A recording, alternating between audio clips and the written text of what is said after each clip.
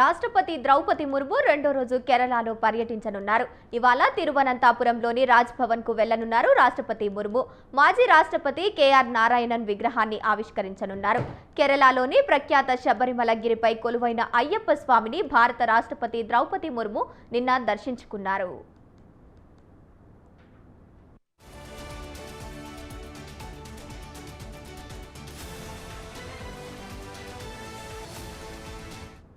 పతనంతిట్ట జిల్లా దట్టమైన అభయారణ్యంలో వెలసిన శబరిమల అయ్యప్ప స్వామి ఆలయాన్ని దర్శించుకున్న తొలి మహిళా రాష్ట్రపతిగా ముర్ము కొత్త రికార్డు సృష్టించారు.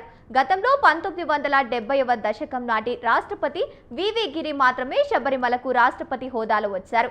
ఆయన అప్పుడు పల్లకిలో వచ్చారు. ఆ తర్వాత రాష్ట్రపతులెవ్వరూ ఈ ఆలయ దర్శనానికి రాలేదు.